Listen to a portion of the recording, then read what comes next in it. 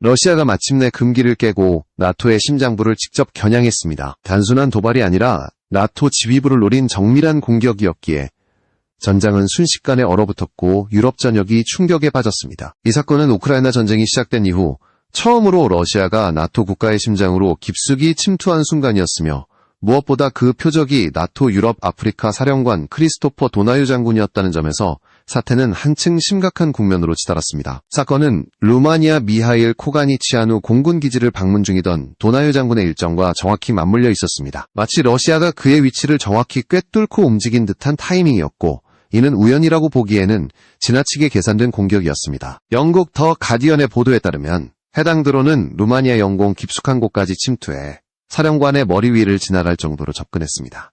이는 단순한 영공 침범이 아니라 나토 지휘 체계를 시험하려는 공격적 신호였으며 나토 내부의 경계심을 극도로 끌어올리는 계기가 됐습니다. 우크라이나 전쟁이 장기화되면서 러시아는 외교적 중재 국면에서도 일관된 태도를 보이지 않았습니다. 미국을 통해 우크라이나와 휴전 조건을 논한다고 하면서도 동시에 나토 간판 사령관을 겨냥하는 드론을 날려보냈습니다. 이 모순적 행동은 러시아가 평화 의지보다는 전략적 압박에 더 무게를 두고 있다는 사실을 적나라하게 드러냈습니다. 나토가 러시아를 더 이상 신뢰할 수 없게 된 것도 바로 이 때문이며 유럽 각국에서는 방어 태세를 한층 강화해야 한다는 목소리가 커지고 있습니다. 러시아 드론은 현지 시간 오전 6시 28분과 7시 50분 두 차례에 걸쳐 탐지되었습니다. 첫 번째 드론은 경로를 틀어 우크라이나 영공으로 다시 빠져나갔으나 두 번째 드론은 연료가 고갈돼 루마니아 북부 포에슈티 인근에서 잔해로 발견됐습니다. 하지만 문제의 본질은 드론이 추락했는지 격추됐는지가 아니라 사령관 방문 일정에 정확히 맞춰 드론이 영공을 침범했다는 사실에 있었습니다. 러시아가 나토 지휘 체계를 직접 압박하는 수준으로 도발 강도를 높였다는 것은 유럽 안보 구조의 심각한 균열을 의미합니다. 이날 나토는 즉각 대응했습니다. 독일 공군의 타이푼 전투기와 루마니아 공군의 F-16이 긴급 발진해 드론을 추적했습니다. 이는 전면전 이후 나토 전투기가 직접 영공 위협에 즉각 출격한 첫사례였으며 나토 내부에서도 이번 사건을 단순한 영공 침범 이상의 군사적 시그널로 해석하고 있습니다. 전투기 2대가 드론이라는 저비용 무인기 하나를 상대하기 위해 이륙해야 했다는 점은 러시아가 나토의 대응 비용을 고의적으로 높이려는 전략을 사용하고 있다는 분석을 낳고 있습니다. 러시아의 움직임은 지금까지의 패턴과도 무관하지 않습니다. 우크라이나 전장에서 러시아는 드론을 이용한 교란과 침투를 반복하며 상대의 경계체계를 마모시키는 전략을 꾸준히 구사해왔습니다. 그런데 이번에는 그 대상이 우크라이나가 아닌 나토였습니다. 이는 전쟁의 폭이 넓어지면서 러시아가 유럽 전역을 상대로 심리적 압박을 강화하려 한다는 신호이며 나토를 향한 명백한 도발이자 메시지로 해석됩니다. 특히 도나유 장군과 같은 핵심 지휘관이 현장에 있었음에도 러시아 드론이 영공 깊숙이 들어온 것은 나토의 방공태세가 러시아의 새로운 패턴에 대응하기 위해 즉각적인 재편이 필요함을 보여줍니다. 실제로 사건 바로 다음날 나토는 동부전선 국가들에 대한 공중감시자산 배치를 확대하고 전투기 순찰 빈도를 강화했습니다. 나토는 더 이상 전통적인 형태의 위협만 상대할 수 없으며 저비용 무인기조차 전략적 위협이 될 수 있다는 현실을 인정해야 했습니다. 러시아가 미국의 중재안이 논의되는 시점에 이런 공격을 감행했다는 점도 매우 중요합니다. 이는 러시아가 외교적 합의와 군사적 압박을 동시에 활용해 협상력을 극대화하려 한다는 의도를 보여줍니다. 즉, 평화를 말하면서도 상대가 마음대로 움직이지 못하도록 군사적 위협을 병행하는 이중 전략입니다. 나토는 이러한 러시아의 방식이 앞으로도 계속될 가능성이 높다고 판단하고 있으며 이는 유럽 안보 체계를 전면적으로 재구성해야 한다는 압박으로 이어지고 있습니다. 사건은 나토 내부뿐 아니라 전 세계 군사 분석가들에게도 중요한 메시지를 던졌습니다. 러시아는 드론이라는 비교적 단순한 플랫폼을 통해 대규모 군사 충돌을 유발하지 않으면서도 심리적 타격을 가하는 새로운 형태의 전략을 시도하고 있습니다. 이는 전통적인 전투기의 출격이 필요하도록 만드는 비용 비대칭 전략이며 나토는 이러한 새로운 형태의 전장에서 군사적 우위를 유지하기 위해 새로운 대응책을 필요로 하게 됐습니다. 바로 이 지점에서 한국산 무기 체계가 유럽 전장에서 어떤 역할을 하게 되는지가 본격적으로 주목받기 시작합니다. 러시아의 도발이 유럽 전선을 뒤흔든 직후 폴란드와 핀란드가 한국산 무기인 천무 기반 호마르케이 전력을 앞세워 대응 움직임을 보이는 것은 결코 우연이 아닙니다. 전장은 빠르게 변화하고 있으며 나토는 더 강력하고 더 효율적인 화력 체계를 필요로 하고 있습니다. 러시아의 도발이 전장을 어떻게 흔들었는지 그리고 왜 한국산 무기가 그 답이 되고 있는지에 대한 이야기는 다음 부분에서 이어집니다. 러시아 드론이 루마니아 영공을 침범한 직후 나토는 상황의 심각성을 즉각 파악했습니다. 이는 단순한 경고 사격이나 탐색적 움직임이 아니라 나토 지휘 체계를 정면으로 시험하려는 전략적 도발이었습니다. 무엇보다도 드론이 장시간 탐지되지 않은 채 비행했다는 사실은 동부전선 국가들의 방공망이 러시아의 비대칭 전술 앞에서 얼마나 취약해질 수 있는지를 보여주는 상징적 사건이었습니다. 나토는 더 이상 이 상황을 방치할 수 없었습니다. 루마니아 측 발표에 따르면 첫 번째 드론은 오전 6시 28분에 탐지되었고 두 번째 드론은 7시 50분경 레이더에 포착되었습니다. 이 두 차례의 침입은 우연이 아니라 계획된 연속 도발이었으며 나토 내부에서는 러시아가 동부전선 국가들에 대한 압박을 체계적으로 늘리고 있다는 분석이 나오기 시작했습니다. 특히 도나유 장군이 현장에 있었던 시점과 드론 침투 타이밍이 절묘하게 겹쳤다는 사실은 러시아의 의도가 단순한 도발을 넘어 심리적 충격을 주기 위한 것이었음을 강하게 시사합니다. 추격에 나선 것은 독일 공군의 타이푼 전투기와 루마니아 공군의 F-16이었습니다. 두 전투기는 즉각 이륙해 드론을 추적하는 임무에 투입됐습니다. 하지만 이는 러시아가 의도한 바일 가능성이 높습니다. 전투기 한 대를 띄우는 데 드는 비용은 드론 한 기를 만드는 비용과 비교할 수 없을 정도로 큽니다. 결국 러시아는 저비용 플랫폼을 사용해 나토의 대응 비용을 기하급수적으로 끌어올리는 새로운 형태의 경제적 압박 전술을 구사하고 있는 셈입니다. 이는 전쟁의 양상이 단순한 군사력 충돌이 아니라 경제와 심리전이 결합된 복합전장으로 바뀌고 있다는 사실을 보여줍니다. 루마니아 국방부는 두 번째 드론이 연료 고갈로 추락한 것으로 보인다고 발표했지만 이는 상황의 본질을 흐리는 해석에 불과합니다. 중요 포인트는 드론이 떨어진 위치가 루마니아 북부 포에슈티 지역, 즉 나토 영토 깊숙한 곳이었다는 점입니다. 이는 러시아가 나토의 대응 시간과 반응 패턴을 분석하기 위해 의도적으로 비행을 조정한 가능성을 보여줍니다. 러시아는 우크라이나 전장에서 이미 드론을 이용한 탐지 회피, 장거리 침투, 기만 비행의 능숙함을 입증해왔습니다. 이번 사건은 그 기술을 나토에 직접 적용한 첫 사례라 할 수 있습니다. 사령관 도나유 장군 역시 그는 루마니아 미하일 코가니치아누 기지를 방문한 자리에서 앞으로 나토가 드론 위협에 대응하기 위해 새로운 방어 체계를 배치하고 탐지 능력을 강화해야 한다고 밝혔습니다. 이는 단순한 공식 입장이 아니라 나토 동부 전선 방공망 재편을 의미하는 신호로 받아들여졌습니다. 특히 러시아의 저비용 고효율 무인기 전략이 점점 정교해지는 만큼 나토가 기존의 방공 시스템만으로 대응하기에는 현실적 한계가 있다는 판단이 점점 커지고 있습니다. 전문가들은 이번 사건을 전환점으로 보고 있습니다.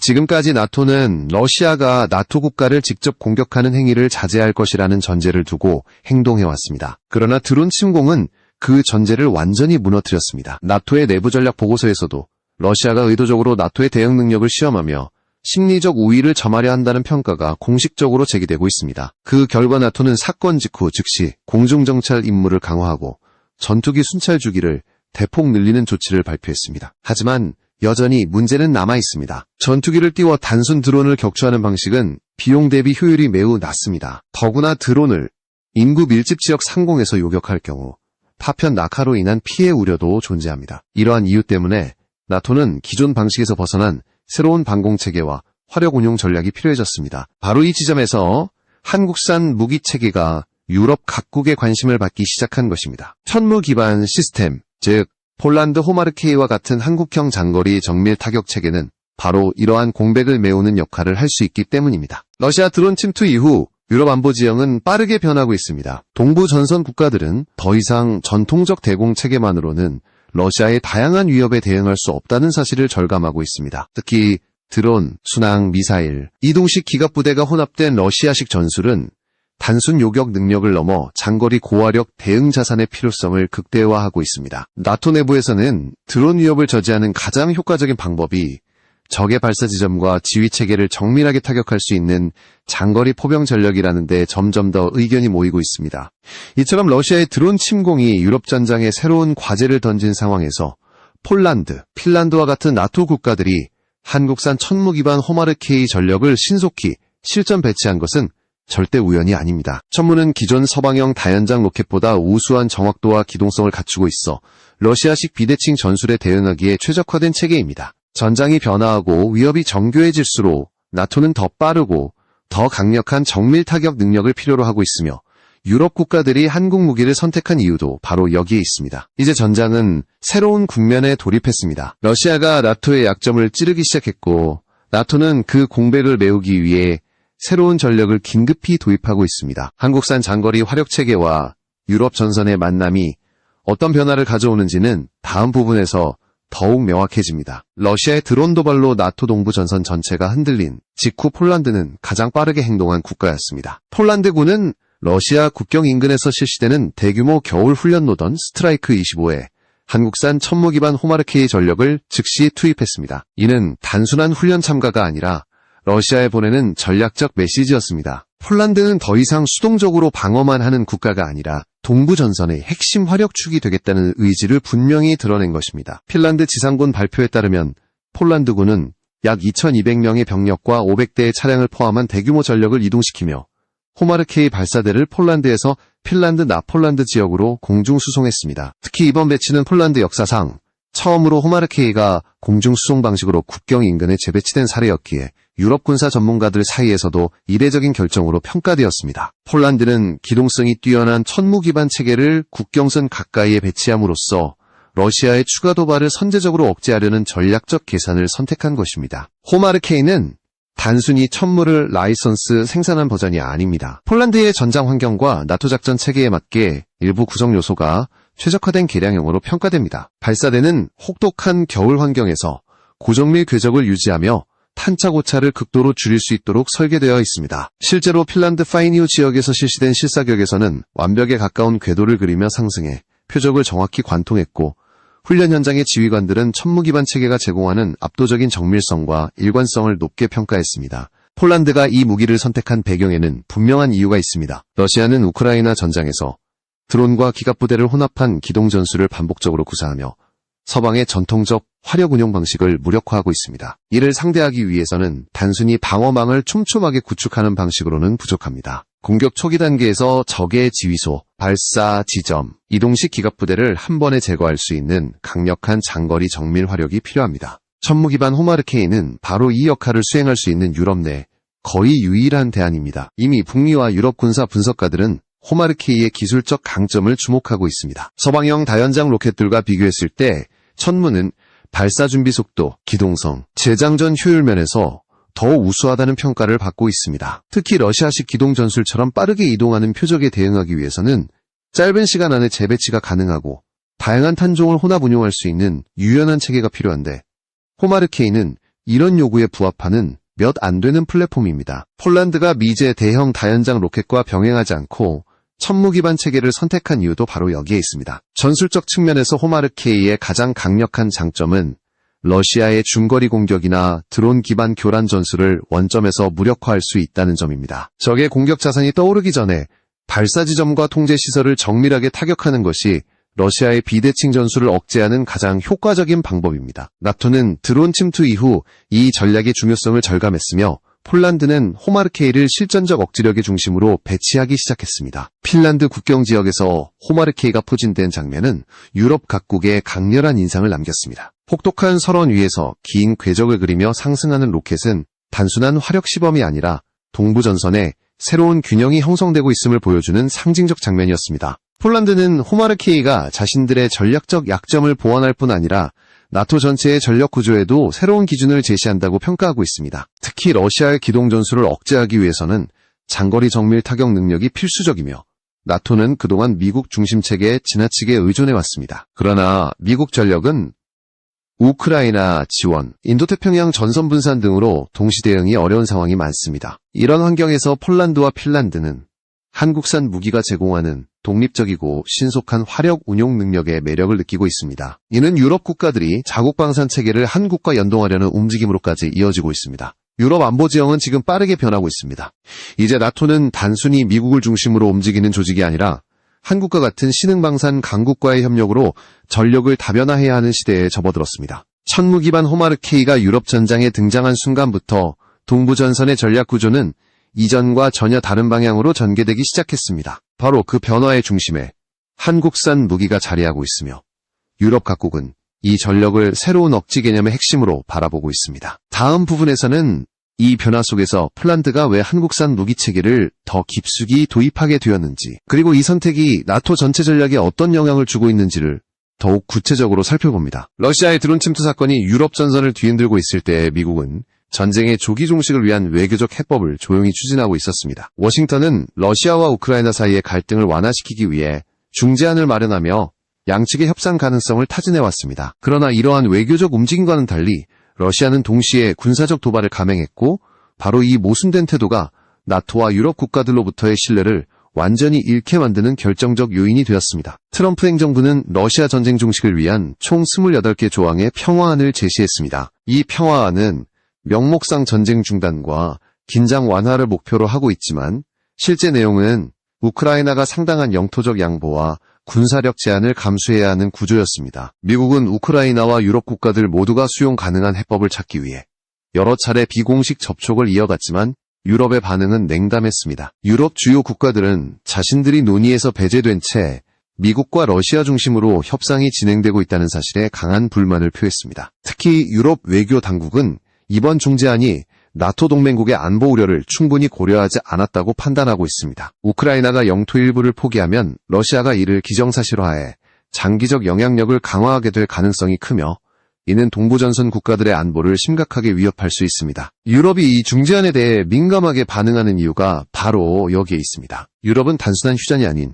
지속 가능한 안전 보장 체계를 요구하고 있지만 러시아는 그 어떤 약속도 신뢰할 수 없는 국가로 남아 있습니다. 우크라이나 정부는 중재안의 원칙적 방향에는 공감할 수 있지만 세부 사항에서는 여전히 조율이 필요하다는 입장을 보였습니다. 젤렌스키 대통령은 미국의 지원이 필수적인 상황에서 외교적 대화를 완전히 거부할 수는 없지만 영토 포기와 군사력 제한을 조건으로 한 합의에는 절대 동의할 수 없다는 점을 분명히 하고 있습니다. 젤렌스키 대통령의 워싱턴 방문이 논의되고 있으나 일정과 방식은 여전히 유동적이며 러시아가 과연 협상 테이블에 진지하게 나올 것인지에 대한 의문도 남아 있습니다. 러시아는 공식적인 언급을 최소화한 채 기존 입장을 고수하고 있습니다. 러시아는 우크라이나가 점령지 포기와 군사력 축소를 받아들여야 한다는 기존 요구를 철회할 의사가 없으며 이는 사실상 우크라이나의 항복에 가까운 양보를 요구하는 조건입니다. 모스크바는 단순한 일시적 휴전이 아니라 러시아 안보를 장기적으로 보장할 수 있는 구조를 구축해야 한다고 주장하고 있고 이는 결국 우크라이나의 주권을 제약하는 형태로 귀결될 수밖에 없습니다. 미국의 중재 노력과 러시아의 군사적 도발이 동시에 진행되는 가운데 나토는 근본적인 딜레마에 직면했습니다. 러시아는 외교 테이블에서는 평화를 말하면서도 실제 행동에서는 군사적 압박을 강화하고 있습니다. 바로 이 점이 나토를 불안하게 만들었습니다. 루마니아 영공 침투 사건과 같이 고위 지휘관을 겨냥한 드론 공격이 이루어진 시점이 외교적 논의가 한창이던 순간이었다는 사실은 러시아의 전략적 의도를 명확히 보여줍니다. 러시아는 협상의 명분을 활용하면서도 전장을 자신에게 유리한 쪽으로 계속 흔들고 있는 것입니다. 이러한 행동은 유럽 국가들로 하여금 러시아를 절대 신뢰할 수 없다는 결론에 이르게 만들었습니다. 독일과 폴란드를 비롯한 나토 주요 국방 당국자들은 러시아가 평화 논의를 협상 카드로만 활용하고 있을 뿐 실제로는 전쟁의 흐름을 바꾸기 위한 군사적 압박을 병행하고 있다고 분석하고 있습니다. 러시아의 전략은 상대를 피로하게 만들고 동시에 심리적 균열을 일으키는 데 집중되어 있습니다. 나토가 러시아의 약속을 신뢰하지 못하는 이유는 바로 이러한 이중적 행동 때문입니다. 유럽의 안보 환경은 이제 더 이상 외교적 해법만으로는 안정될 수 없는 상황에 놓였습니다. 러시아는 우크라이나를 넘어 나토 자체에 압박을 가할 수 있다는 위험성을 스스로 증명했습니다. 나토는 러시아의 행동을 단기적 전술이 아니라 장기적 전략으로 판단하고 있으며 동부전선 국가들은 그동안 의존해왔던 방공체계와 지상전력만으로는 러시아의 다차원적 전술을 억제하기 어렵다고 결론 내리고 있습니다. 이렇듯 외교와 군사 압박이 동시에 충돌하는 혼란의 시기 속에서 나토는 새로운 전략적 선택을 해야 했습니다. 바로 신뢰할 수 있는 동맹국과의 기술 협력 확대와 장거리 정밀 타격 능력 강화였습니다. 이 선택은 자연스럽게 한국산 무기체계의 도입으로 이어졌으며 폴란드와 핀란드를 중심으로 한국 무기가 빠르게 전력화되기 시작했습니다. 이러한 움직임은 단순한 무기 구매를 넘어 유럽 안보 체계의 구조적 변화를 의미합니다. 러시아가 외교적 언어 뒤에 숨겨진 위협을 계속 강화하고 있는 상황에서 나토가 한국산 전력을 선택하게 된 배경과 이로 인해 유럽 전장이 어떻게 재편되고 있는지는 다음 부분에서 더욱 구체적으로 드러납니다. 유럽 안보 지형이 러시아의 새로운 위협으로 격렬하게 흔들리고 있는 가운데 폴란드는 또 하나의 중대한 결정을 내렸습니다. 바로 경전투기 FAO 공피해를 유럽 최첨단 무장과 결합해 사실상 새로운 전술 플랫폼으로 재탄생시키려는 계획입니다. 이 결정은 단순한 전력 강화가 아니라 폴란드가 러시아의 장기적 위협에 대비하기 위해 공군 전력의 구조 자체를 바꿔버리는 변화의 시작이었습니다. 폴란드 군사 전문 매체 디펜스24는 FAO 공피엘이 유럽 MBDA가 개발한 차세대 공대공 미사일 ASRAM과 고정밀 이동 표적 타격 무기 브림스톤을 통합하는 계획을 공식 발표했습니다. 이는 폴란드 공군이 경전투기 운용 개념을 완전히 새롭게 재정의하려는 시도로 평가됩니다. 기존의 FA-50은 훈련기 기반 기체라는 이미지가 강했지만 폴란드는 이를 전술적 핵심 자산으로 끌어올리는 대담한 결정을 내렸습니다. ASRAAM은 단거리 공대공 미사일이라는 통념을 깨버린 무기입니다. 일반적인 단거리 미사일이 7km 전후의 사거리를 가지는 반면 ASRAAM은 조건에 따라 최대 50km까지 도달할 수 있으며 이는 사실상 준중거리급 교전 능력을 의미합니다. 서울에서 인천까지의 거리가 약 30km임을 생각하면 경전투기가 쏘아 올린 미사일이 중형 전투기급 무장과 맞먹는 사거리를 확보하는 것입니다. 독일 IRIS-T가 약 25km, 미국 AIM-9X가 약 35km 수준임을 감안하면 ASRAAM의 사거리 우위는 매우 두드러집니다. 속도 역시 ASRAAM의 핵심입니다. 마하 3에 달하는 속도로 표적에 접근하며 발사 후 사후 회피기동을 지원하는 레곤 능력까지 갖추고 있어 회피기동을 시도하는 적 전투기를 장거리에서 제압할 수 있습니다. 이러한 성능은 FA-50PL이 F-16이나 라팔과 같은 중형 전투기와 실제 공중전에서 경쟁할 수 있는 기반을 마련합니다. 경전투기라는 기존 이미지와 완전히 다른 전술적 위상을 갖게 되는 것입니다.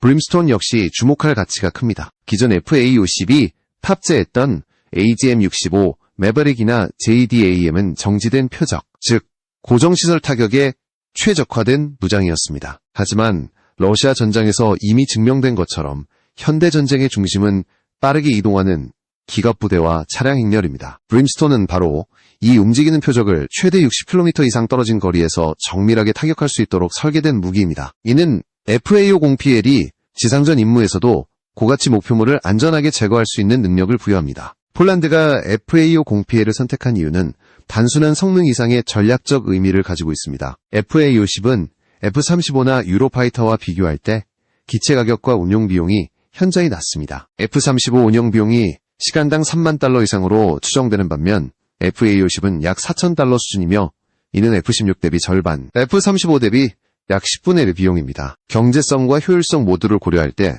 FA-50PL은 대규모 전력 운영이 필요한 폴란드에게 최적의 플랫폼입니다. 유럽 MBDA와의 기술 협력도 중요한 요소입니다. 폴란드는 이미 나레우 반공 프로그램에서 영국과 전례 없는 수준의 기술 교류를 진행하고 있으며 CAMM 미사일 기반 방공 시스템의 개발 과정에서 추진체와 탐색기, 유도 알고리즘까지 공동 개발한 경험이 있습니다. 이 협력 구조는 그대로 FA-50PL 무장 통합으로 이어지고 있으며 단순 구매가 아니라 기술 공동 개발과 생산 참여의 기회가 열리고 있습니다. 폴란드는 이 과정을 통해 자국 방산 산업의 독립성과 기술 축적을 동시에 추구하고 있습니다. 여기에 센서와 레이더의 변화까지 더해지며 FA-50PL은 완전히 새로운 기체로 재편되고 있습니다. 폴란드형 FA-50에는 RTX의 펀텀 스트라이크 AESA 레이더가 탑재될 예정입니다. 이 레이더는 약 70에서 80km 수준의 추적 능력을 가진 것으로 평가되며 기존 FA-50 블록10의 기계식 레이더와 비교하면 3배 이상 향상된 성능입니다. ASRAAM의 최대 사거리가 50km에 달한다는 점을 고려하면 펀텀 스트라이크 레이더의 성능은 준중거리 공중전 수행의 필수 조건입니다. 국내에서는 독자 개발 중인 한국형 AESA 레이더가 동일한 수준을 목표로 하고 있어 향후 FA-50PL에는 국산 센서와 유럽산 미사일의 시너지가 가능해집니다. 데이터 링크 역시 중요한 요소입니다. 현재 ASRAAM은 발사 후 중간 유도 정보 갱신이 제한적이지만 유럽이 준비 중인 개량형에서는 링크 16과 같은 전술 데이터망을 통해 실시간 경로 갱신이 가능해질 가능성이 높습니다. 이렇게 되면 전투기의 회피 기동에도 대응할 수 있는 정밀 교전 능력이 확보됩니다. 브림스톤의 경우도 유럽 전장에서 이미 효과가 입증되었습니다. 아프가니스탄과 이라크처럼 복잡한 전장 환경에서 브림스톤은 이중 유도 체계를 활용해 민간 피해를 최소화하면서 차량 단위 표적을 정밀하게 제거하는 능력을 보여줬습니다. 폴란드는 바로 이 점에 주목하고 있습니다. 러시아의 기갑부대와 드론 전술은 빠르고 예측 불가능하기 때문에 이동 표적을 장거리에서 안전하게 제거할 수 있는 능력은 전술적 필수 요소가 되었습니다. FA-50PL의 전술적 위상은 이제 기존 경전투기의 범주를 넘어섰습니다. 공중전에서는 준중거리 교전 능력을 확보하며 지상전에서는 이동 표적을 정밀하게 제거할 수 있고 나토 연합군과의 무장 표준화를 통해 상호 운용성까지 확장됩니다. 폴란드는 FA-50PL을 통해 러시아 위협을 억제할 뿐 아니라 유럽 전장 전체에서 전략적 주도권을 확보하려 하고 있습니다. 이러한 변화는 한국 방산산업에도 중요한 의미를 부여합니다. 한때 훈련기 개조형이라는 이유로 해외에서 평가절하되던 한국산 전투기가 이제는 유럽 최첨단 무기와 결합해 새로운 전술 개념을 만드는 데 활용되고 있습니다. 폴란드는 FAO 공피해를 단순한 경전투기가 아닌 저비용 고효율 전술 자산으로 정의하고 있으며, 이는 유럽 전장이 어떻게 변화하고 있는지를 상징적으로 보여주는 사례입니다. 다음 부분에서는 FAO 공피해과 천무 기반 전력이 결합해 나토 전략에 어떤 영향을 미치는지, 그리고 왜 한국산 무기가 유럽의 새로운 선택지가 되었는지 더욱 심층적으로 살펴봅니다. 러시아의 도발은 단순한 영공 침범이 아니라 나토 전체의 전략적 구조를 흔드는 신호였습니다. 나토는 이 사건 이후 전력 운용 방식과 방위 체계를 전면적으로 재평가하기 시작했고, 유럽 국가들은 기존 미국 중심의 안보 구조만으로는 빠르게 변화하는 전장 환경을 감당할 수 없다는 사실을 다시 한번 절감했습니다. 바로 이 시점에서 한국산 무기 체계가 유럽 전장에서 중요한 축으로 부상했습니다. 폴란드가 천무 기반 호마르케이와 FAO 공피해를 동시에 전력화한 것은 단순한 무기 구매를 넘어 전략적 전환을 의미합니다. 동부전선의 최전방에서 러시아와 직접 맞닿아 있는 폴란드는 이제 신속한 기동성과 정밀 타격 능력을 핵심으로 한 새로운 억지 개념을 구축하고 있습니다. 천무가 제공하는 장거리 정밀 화력은 러시아의 기갑부대와 발사 지점을 원점 타격하며 적의 위협을 초기에 무력화할 수 있습니다. 반면 FAO 공피해는 공중전과 지상전 양면에서 고효율 전술 자산으로 자리 잡으며 나토 전체의 전력 비용 구조를 혁신하는 데 기여하고 있습니다. 특히 유럽은 최근 러시아와의 전면 충돌 가능성을 현실적 위협으로 인식하기 시작했습니다. 드론 침투 사건은 러시아가 나토의 대응 체계를 의도적으로 시험해보고 있다는 증거였으며, 이는 단순한 전술적 시도가 아니라 유럽 안보 환경을 뒤흔드는 전략적 메시지였습니다. 유럽 국가들은 더 이상 기존의 느리고 복잡한 군수 체계만으로는 이러한 도발에 즉각 대응하기 어렵다는 사실을 인정하고 있습니다. 이 공백을 한국산 무기 체계가 메우고 있는 것입니다. 천무 기반 호마르케이는 이미 유럽에서 새로운 기준을 만들어내고 있습니다. 빠른 전개 능력, 정확한 탄착, 악천후에서도 안정적 성능을 발휘하며 러시아식 기동 전술을 효과적으로 억제할 수 있다는 점이 각국의 평가에서 높게 나타납니다. 나토 내부에서는 천무가 단순한 다연장 로켓이 아니라 장거리 정밀 타격을 기반으로 한 억지 전략의 중심 자산이 될 수 있다는 평가도 나오고 있습니다. 이는 유럽 전장의 한국산 화력 자산이 지속적으로 확대될 가능성을 보여주는 대목입니다. FAO 공피해 역시 유럽의 전력 구조를 바꾸고 있습니다. 기존의 경전투기는 대형 전투기를 보조하는 역할에 불과했지만 FAO 공피해는 경전투기의 정의 자체를 다시 쓰고 있습니다. AESR, AAM과 브림스톤 같은 고성능 무장이 통합되면서 FAO 공피해는 공중전에서는 준중거리 교전 능력을, 지상전에서는 이동표적 정밀 타격 능력을 확보했습니다. 더불어 AESA 레이더와 데이터 링크가 결합되면서 나토 연합작전에 실질적으로 기여할 수 있는 수준까지 도약했습니다. 이 변화는 단순히 무기 성능 향상을 넘어 나토의 전략적 의사결정에도 큰 영향을 미치고 있습니다. 유럽 국가들은 F-35와 같은 고가 전력만으로는 러시아의 다양한 위협을 모두 감당할 수 없다는 사실을 깨닫기 시작했습니다. 비용은 낮지만 효과는 높은 전력을 대규모로 운용할 수 있어야 하고, 이러한 조건을 만족시키는 몇 안 되는 무기가 바로 FAO 공피해입니다. 나토는 이제 고가 플랫폼과 저비용 고효율 플랫폼을 조합해 유연한 방어체계를 구축하는 방향으로 전환하고 있습니다. 한국산 무기체계가 유럽에서 빠르게 자리 잡을 수 있었던 또 하나의 이유는 기술 협력 구조입니다. 폴란드와 한국은 단순한 구매 관계를 넘어 생산, 부품 조달, 기술 이전까지 협력하며 방산 생태계를 공동 구축하고 있습니다. 이러한 구조는 유럽 국가들이 오랫동안 원해왔던 산업적 자립을 가능하게 하고 있습니다. 기존 미국 중심 무기 체계는 기술 이전이 제한되어 각국 방산 산업이 성장하기 어려웠지만, 한국은 상대적으로 개방적인 협력 모델을 제시하며 유럽의 신뢰를 얻고 있습니다. 러시아가 지속적으로 군사적 압박을 강화하고 외교적 협상을 전략적으로 이용하는 상황에서 유럽은 새로운 동맹 파트너를 필요로 했습니다. 이제 한국은 그 자리를 빠르게 채우고 있습니다. 한국산 무기는 단순히 동유럽 국가들의 전력을 강화하는 데 그치지 않고 나토 전체의 방위 전략을 재편하는 축이 되고 있습니다. 한국이 제공하는 기술력, 생산 능력, 협력 방식은 기존 서방 방산 체계와는 다른 유연성과 확장성을 제공하며, 이는 유럽 국가들에게 매력적인 선택지가 되고 있습니다. 결과적으로 유럽 전장은 지금 두 가지 힘이 충돌하는 지점에 서 있습니다. 하나는 러시아가 드론과 기갑 전력을 앞세워 나토의 약점을 계속해서 공략하려는 움직임이고, 다른 하나는 유럽 국가들이 새로운 전력 구조를 만들기 위해 한국산 무기 체계를 적극 도입하는 흐름입니다. 이 두 흐름이 맞물리며 유럽 안보 환경은 빠르게 재편되고 있습니다.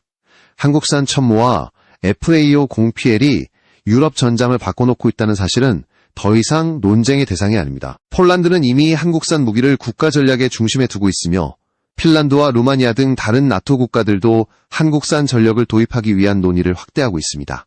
이는 단순한 방산 수출이 아니라 세계 군사 균형의 변화가 진행되고 있음을 의미합니다. 러시아의 도발은 유럽을 흔들었지만 동시에 유럽 국가들에게 새로운 선택과 새로운 전략을 요구했습니다. 그리고 그 선택의 중심에는 한국이라는 이름이 자리하고 있습니다. 전장은 계속 변화하고 있습니다. 그러나 오늘의 변화가 하나의 진실을 말해줍니다. 한국산 무기체계는 이제 세계 안보의 핵심 축 중 하나로 성장하고 있으며 유럽은 그 변화를 가장 먼저 체감하고 있는 지역입니다. 이제 나토의 전략은 더 이상 과거의 틀에 갇혀있지 않습니다. 천모와 FAO 공PL 같은 한국산 무기체계는 유럽의 억지력을 강화하고 러시아의 위협을 실질적으로 억제하는 역할을 맡고 있습니다. 유럽 전선의 미래는 더 이상 미국과 러시아만의 문제가 아니며 한국은 이미 이 새로운 질서를 형성하는 데 중요한 역할을 하고 있습니다. 변화는 이미 시작됐고 그 중심에는 한국의 기술력과 전력이 자리하고